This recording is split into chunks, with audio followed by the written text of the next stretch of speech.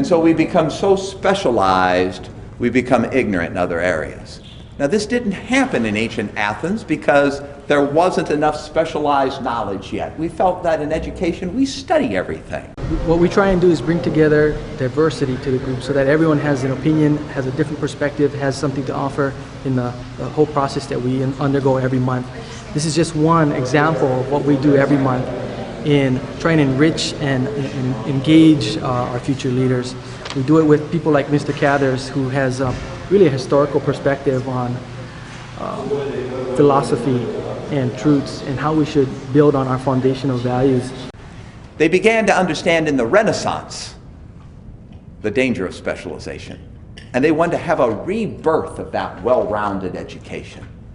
And they said, that's what it means to be a Renaissance man.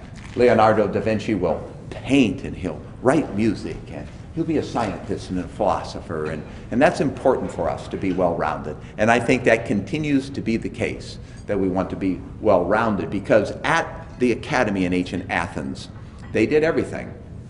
Math, science, and drama, and music, and philosophy, and religion, and they discussed everything. But the problem that they thought that was most important, the one they thought most significant, is what makes a human life good? What makes it worth living? What must we do to flourish as human beings? Now, Plato believed if you know the truth clear enough, you'll choose it. If you just get clear enough on what is true and what is right, you'll choose it. And we can work hard to know what is the good choice as opposed to the bad choice. Then we want to work on our desires and habits to have them correspond to that which I ought to desire.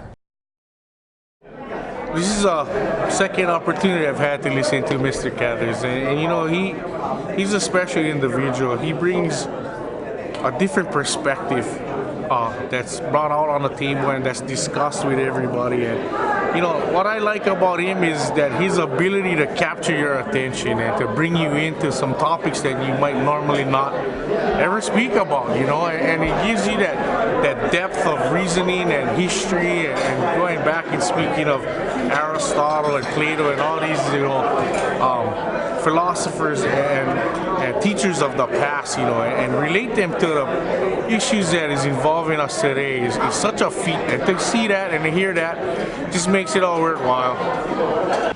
But humans cannot exist alone. They can't exist alone physically. They can't exist alone intellectually. They can't exist alone artistically. They can't exist alone in any manner. Aristotle says, show me a being who lives in isolation and I will show you a beast or a god, but not a human. Happiness has to do with moral virtue. A whole life well lived in accordance with virtue and good fortune. It is an ethical term that government be set up so that we individually and collectively can search for and to pursue living eudaimonistic lives, flourishing lives. And what does that entail for all of us?